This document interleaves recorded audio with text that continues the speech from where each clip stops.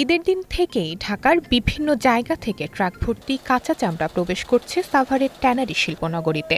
জায়গা স্বল্পতায় সংগ্রহ করা চামড়াগুলো প্রথমে লবণ দিয়ে সংরক্ষণ করা হচ্ছে, এরপর চলছে বাছাই, গ্রেডিং ও প্রাথমিক প্রক্রিয়াজাতকরণের কাজ।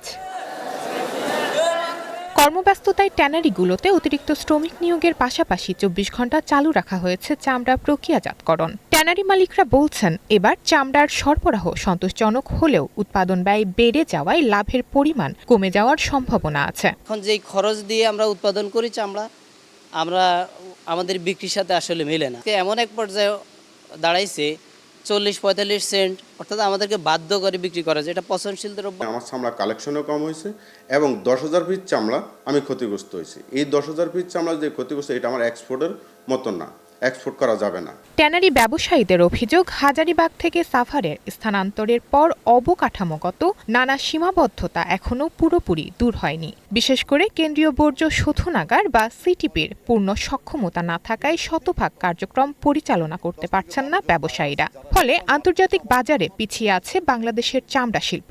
সিটিপিটাকে যদি দ্রুত আপনার আপগ্রেডেশন, রেকটিফিকেশন করা হয়, তাহলে আমরা সার্টিফিকেট পেয়ে যাব। এবং সেটার কারণে আমাদের যে বাজারটা আমরা হারিয়েছি, বিশেষ করে কোরিয়া মার্কেট, আপনার ইতালি মার্কেট, এই মার্কেটটা কিন্তু আমাদের অ্যাক্সেসটা খুব ইজি হয়ে যাবে। কারণ এই সমস্ত দেশের কাস্টমাররা আমাদের দেশের চামড়া নিয়ে অভ্যস্ত এবং তারা জানে আমাদের চামড়ার গ্রেনটা অনেক ভালো এবং বেস্ট প্যাটার্ন গ্রেন আমাদের দেশের চামড়ার হয়ে থাকে, কিন্তু আমরা সেই সুযোগটা নিতে পারছি না। চামড়া শিল্পের টেকসই উন্নয়নের জন্য অবকাঠামোগত সংকট সমাধান ও সিটিপির পূর্ণাঙ্গ কার্যক্রম নিশ্চিত করার উপর জোর দিচ্ছেন সংশ্লিষ্টরা। তাদের প্রত্যাশা, সরকারি সহায়তা ও সঠিক নীতিগত উদ্যোগে দেশের অন্যতম সম্ভাবনাময় এই খাতের রপ্তানি বাড়ানো সম্ভব।